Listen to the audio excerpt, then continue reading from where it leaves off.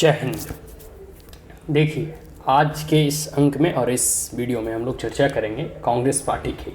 ठीक है, कांग्रेस पार्टी का जिस प्रकार से डिक्लाइन हो रहा है, या फिर कांग्रेस के जो भी मेंबर्स, मतलब एक मेंबर तो कह सकते हैं कि दो तरह के, एक ऐसे युवा मेंबर जो अभी अभी पार्टी ज्वाइन किए हैं, जिसमें कह सकते हैं कि बहुत सारे नाम हैं। उसमें सबसे प्रमुख भी हार्दिक पटेल का नाम लिया जा रहा है। गुजरात का इलेक्शन भी जो है अब कह सकते हैं नज़दीक ही हैं, तो उसको देखते हुए हार्दिक पटेल का चला जाना, या फिर अभी एक पंजाब के सुनील जाखड़ करके उनका नाम है, वो अभी देखो बीजेपी में ज्वाइन कर लिया। ऐसा कहा जा रहा है कि हार्दिक पटेल भी बीजेपी में ही शामिल होंगे, लेकिन अभी वो शामिल नहीं हुए। और तीसरा न्यूज है एक ठोको ताली, जो कपिल शर्मा शो में कह सकते हैं कि जज भी रहते थे, मतलब कॉमेडी जो शो चलता था, उसमें नवजोत सिंह सिद्धू का, कभी वो बीजेपी के प्रखर नेता, प्रखर वक्ता के तौर पर, और उनकी वाइफ भी बीजेपी से मंत्री वगैरह थी, मतलब एक प्रकार से कह सकते हैं वो बीजेपी के ही सदस्य थे। फिर कांग्रेस ज्वाइन किए और एक समय ऐसा आ रहा था कि उन्हें मुख्यमंत्री बनाया जाएगा, ऐसा मतलब पूरे के पूरे मीडिया में और लोगों में चर्चा था, लेकिन वो हुआ नहीं। और कह सकते हैं कांग्रेस का तो इस बार खैर पंजाब में हालत ही ख़राब हो गया। आपको मालूम ही है, आम आदमी पार्टी की वहाँ बहुमत से सरकार बनी है।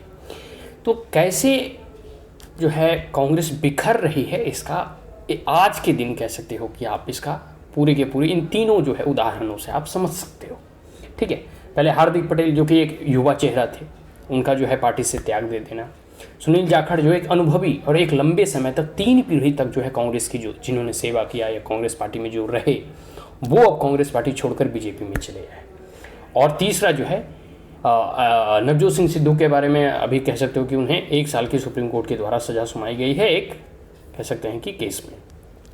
तो एक प्रकार से कह सकते हैं कि पूरे के पूरे कांग्रेस का डिक्लाइन, और नवजोत सिंह सिद्धू जो कभी संसद में गरजते थे, दहाड़ते थे, कांग्रेस में जाने के बाद वो इतने हाशिए पर चले गए कि अब ऐसी परिस्थिति उत्पन्न हो गई कि वो एक एमएलए भी नहीं बन पाए, मुख्यमंत्री बनना तो दूर की बात है।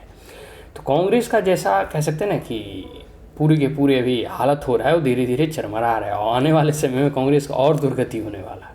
ठीक है, 2 राज्यों में सरकार है, मात्र एक राजस्थान और एक छत्तीसगढ़। इन 2 राज्यों में भी आने वाले समय में जब इलेक्शन कंडक्ट कराए जाएंगे, देखो राजस्थान में तो फिक्स है कि एक बार बीजेपी एक बार कांग्रेस, तो कांग्रेस तो इस बार जाएगी ही और बीजेपी आएगी। छत्तीसगढ़ में देखिए क्या होता है, वो समय की बात है, लेकिन जब भी छत्तीसगढ़ में ऐसे इलेक्शन वगैरह होंगे तो ऐसे चांसेस हैं कि वहाँ भी बीजेपी की सरकार वापस जो है चुनकर आती है। लेकिन कांग्रेस का भी रिसेंटली चिंतन शिविर हुआ, तो उस चिंतन शिविर का अगर आप निष्कर्ष अगर निकालोगे तो कुछ आपको जो कैसे निचोड़, उस मंथन में जो अमृत निकलना चाहिए वो मिला नहीं। और जो उसके कह सकते हैं कि कर्ता धर्ता थे, प्रमुख 2-4-10 लोग ही थे, और अभी भी वही 2-4-10 लोग जो है शीर्ष पर कायम हैं। और एक प्रकार से कह सकते हैं कि वो एक देश की पार्टी नहीं बल्कि एक परिवार की पार्टी है, एक निजी संस्था है। ठीक है, जो कि कांग्रेस परिवार के हाथों में ही वो रहेगी। और कह सकते हैं कि इटली से आई हुई महारानी और कह सकते हैं कि यहाँ के युवराज ने कांग्रेस का बेड़ा गर्क कर दिया, और देश का भी। तो इससे अच्छा ही है कि समय जितना जल्दी हो सके, ऐसे महात्मा गांधी की भी आकांक्षाएँ थी कि कांग्रेस को आज़ादी के बाद इस पार्टी को भंग कर दिया जाए, इसे ख़त्म कर दिया जाए। तो महात्मा गांधी का सपना जल्द ही पूरा होने वाला है। धीरे धीरे कांग्रेस जो है को ख़त्म कर ही दिया जाएगा, और धीरे धीरे वो स्वयं खत्म हो जाएगी। उसे खत्म कौन करेगा, वो स्वयं धीरे धीरे खत्म हो जाएगी। जैसे उसके पार्टी के कभी ज्योतिरादित्य सिंधिया वगैरह जो थे, और बहुत सारे ऐसे प्रकार, जो अभी असम के चीफ मिनिस्टर वो भी कभी कांग्रेस के सदस्य थे, जो अभी त्रिपुरा के सीएम बने वो भी कभी कांग्रेस के। मतलब एक प्रकार से कह सकते हो कांग्रेस को जो है, कांग्रेस की सच्चाई को जानने के बाद, उसके शीर्ष नेतृत्व से परेशान होने के बाद, और एक प्रकार से कह सकते हैं कि कह सकते हैं परिवार की पार्टी में सिर्फ एक ही परिवार को तरजीह दी जाती है, और लोगों को जो ग्राउंड लेवल पर जो वर्कर्स हैं उनका कोई मनोबल ही नहीं बढ़ता, क्योंकि उन्हें पार्टी में कोई डेमोक्रेसी है ही नहीं। जो इंटरनल डेमोक्रेसी होनी चाहिए एज़ कम्पेयर टू बीजेपी वगैरह, वो वहाँ है ही नहीं। तो जो छोटे मोटे कार्यकर्ता हैं उन्हें कभी वो उतना उत्साहित से काम नहीं करते हैं, उनका कोई वहाँ प्रोग्रेस नहीं होता है। ठीक है, अभी जैसे देखो राजस्थान में सचिन पायलट युवा नेता थे, ज्योतिरादित्य सिंधिया भी जो है मध्य प्रदेश में युवा नेता थे। युवाओं को जो है अपॉर्चुनिटी नहीं दिया जाता है। वैसे लोग को डर लगता है कि कहीं अगर युवा आगे बढ़ चढ़ कर आए तो कहीं राहुल गांधी को बाद में उसके लिए समस्या क्रिएट ना कर दें, क्योंकि राहुल गांधी जो है घोषित प्राइम मिनिस्टर हैं भारत के, मतलब कांग्रेस पार्टी के द्वारा, लेकिन वो कभी प्राइम मिनिस्टर बनेंगे ही नहीं, ठीक है। वो प्राइम मिनिस्टर अभी जो वर्तमान हमारे प्रधानमंत्री मोदी हैं, उनके कह सकते हैं ना कि 1/4 भी उनके पास उतना ना विवेक है, ना उतना वाक्य पटुता है, ना वाक्य कौशल है, और ना कह सकते हैं ना कि आर्थिक, सामाजिक और राजनीतिक चीज़ों का उनके पास ज्ञान है, ठीक है। राजनीतिक जो है एक प्रकार से कह सकते हैं राजनीति की जो उनकी उपलब्धि है वो सिर्फ एक पार्टी में और एक परिवार में जन्म लेने के कारण है। उनकी अपनी निजी कह सकते हैं कि उपलब्धि शून्य है, शून्य से भी कह सकते हैं एकदम नेगेटिव है।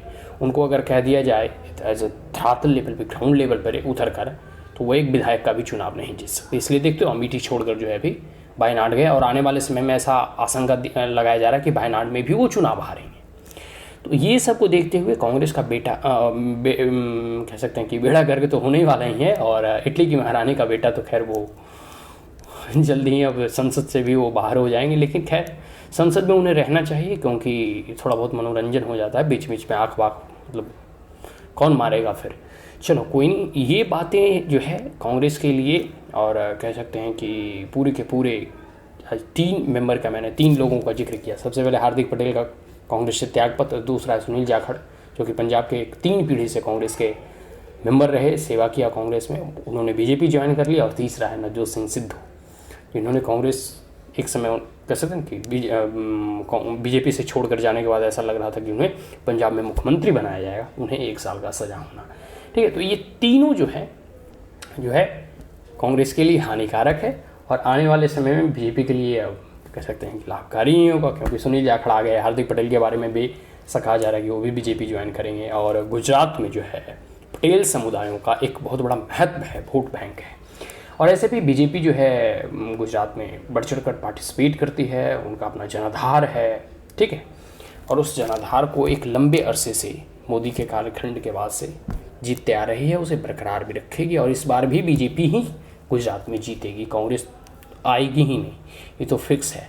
तो बीजेपी के लोग जो है अभी से ही प्रयत्न कर रहे हैं, लगे हुए हैं कि किस प्रकार से गुजरात जीता जाए।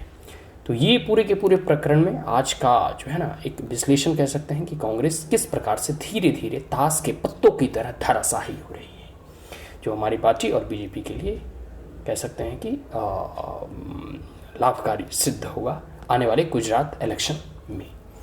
सो आज के लिए इतना ही। If you are the first time on my channel, अगर आप हमारे चैनल पे पहली बार आए हैं तो हमारे इसे लाइक शेयर और सब्सक्राइब करना ना भूलें, also press the bell icon. Thank you. जय हिंद, जय बीजेपी।